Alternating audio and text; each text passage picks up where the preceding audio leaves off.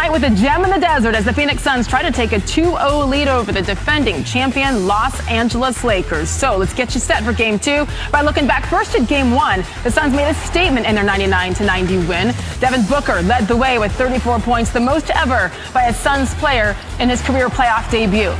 This is uncharted territory for LeBron James, who has never faced a 2-0 deficit in the first round of the playoffs in his entire career. Teams that start a 7-game series down 2-0 have won the series just 7% of the time. And Anthony Davis, he's going to need to be a big part of the game if the Lakers want to win. He was not a big part. He was not good in Game 1. 5 of 16 from the field, scoring just 13 points, tied for his fewest ever in a postseason game. So something's got to change if the Lakers want to even this thing up. That's why we've got this covered from all angles. NBA reporter Dave McMenamin is here, along with analyst and NBA champion Kendrick Perkins. Guys, thanks for being here. Dave, we are going to start with you because we saw how much Anthony Davis struggled in Game 1. What are you hearing about his approach and his overall mindset heading into Game 2? As we recall, he took a lot of the blame after what happened in Game 1. Yeah, so she said it's all on him, and the series, they won't be able to win a game, let alone the series, unless he starts to play better. And the good thing that Anthony has going for him is in the past, last year's playoffs, when he put himself out there that way, when he had games where he shot less than 50% from the field, he responded with 3 performances where he averaged 31.7 points per game on 57% shooting. So certainly, maybe he's one of those people where he doesn't show his best until his back's against the wall. The Lakers certainly will have their backs against the wall if they go down 0-2. And so a lot of motivation for him going into tonight. And they need it because if DeAndre Ayton outplays Anthony Davis while Devin Booker also outplays LeBron James, the Lakers are in trouble. Absolutely. And people like Chris Paul and Monty Williams know that, hey, they got to be prepared for the best possible AD and then react after that. We shall see. Let's keep it going now. Matt? All right, Sage, we're going to go from the player's perspective, welcoming in NBA analyst Kendrick Perkins. And Kendrick, AD shot 2 for 8 with DeAndre Ayton as his primary defender in Game 1. A lot of people think Suns didn't have an opportunity in this series because of their big men play. So how much credit do you give Ayton for Davis's performance on Sunday? Well, Matt, you got to give him, first of all, I'm not a hater. You got to give him all the credit in the world. Anthony Davis has been having nightmares about DeAndre Ayton, as he should, right? He handled him. He gave him the work on both ends of the floor, not just defensively, but he put up 25 and I believe 11 on the offensive end. He played an excellent game. And this is why. Let me tell you one of the reasons why. A week before that, before the regular season ended, they played the Los Angeles Lakers and the Suns matched up.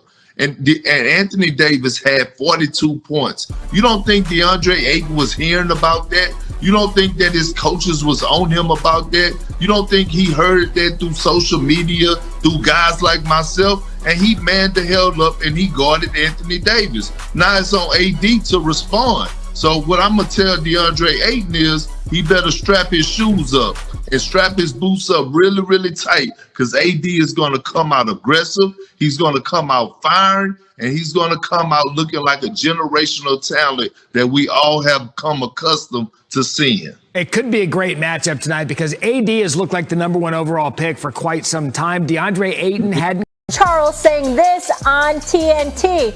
Nobody is afraid of them. Max? Yeah.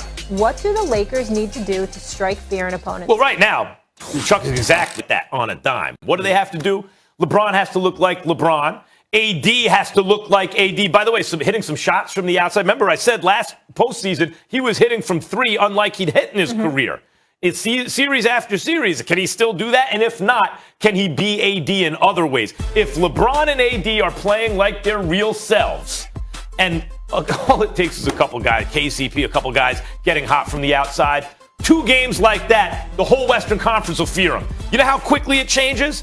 The Clippers were accused of tanking to avoid them, right? Like, just like that, it can change. Are you ready for this? Yeah. Nobody's scared of the Lakers. You respect them, significantly so, but you don't fear them. You don't fear getting embarrassed. You don't fear getting schooled. You don't fear getting annihilated. I'm going to take it a step further.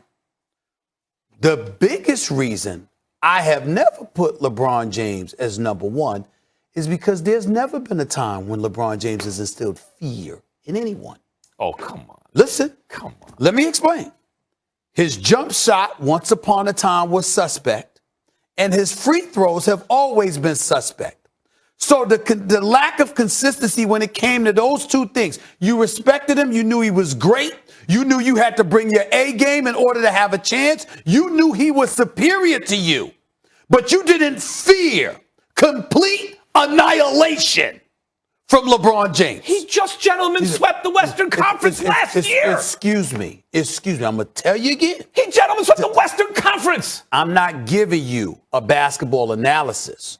I'm giving you fact based on all the people that I have to. They never feared him. Maybe that's the Stephen problem. A., what about game 2 after Anthony Davis choked and now he comes out, he takes all the responsibility and is going to be a man on a mission? Ladies and gentlemen, I never said he's not great.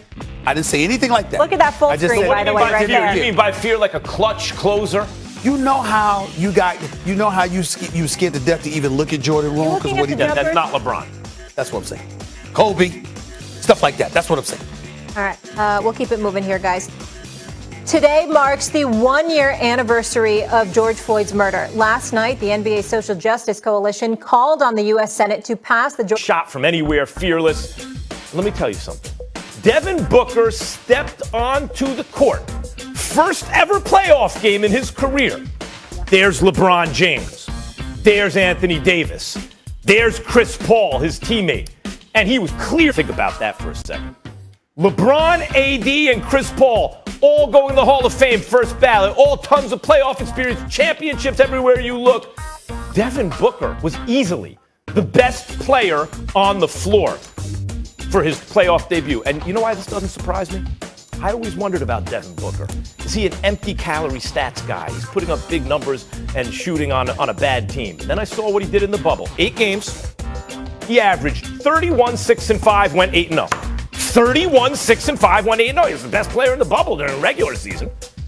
He gave him 34, 8, and 7. He was even better when they needed him most. Chris Paul goes down. He's out for a while. When he comes back, you can see him favoring the shoulder. Don't worry about it. Book got this. I know DeAndre and other guys played well for sure, but who was the best player on the floor? Think about that one. It was Devin Booker. Wow. And by the way, I'm not even surprised. Well, none of us are surprised. The way we've seen LeBron and Anthony Davis look as of late, it was Devin Booker's first game. We saw his play in the bubble. We've seen him throughout this season. And we saw him in his career before Chris Paul ever arrived. And we know what an offensive juggernaut that he is. So next time you want to tell us the sky is blue, feel free. I'm really, really interested in knowing how innovative that is. Great. I would tell you is this. This is what I will tell you. Even though I will concede that Devin Booker definitely was the best player on the court last night, and you want to use that as an argument, that's fine. The story is DeAndre Ayton against Anthony Davis. Anthony Davis is one of the top 5 players on the planet when healthy. Anthony Davis had an atrocious performance. And Anthony Davis knows it. And I have no doubt that he's going to come back after this because we've seen him respond when he's had questionable performances in the past and make amends immediately. And I fully expect it. Here's what I would say to Anthony Davis. You damn well better have. DeAndre Ayton, let me throw these numbers out for you. 21 points, 16 rebounds. Hit 90% of his shots, 10 of 11 shots. And was a plus 16 when he was on the court. He played 36 plus minutes. Anthony Davis played 38 plus minutes. You were on the court when that brother was biggest minus in the game. You were, and the biggest minus in the game. A minus 18. What is it, Anthony Davis here? Minus 18.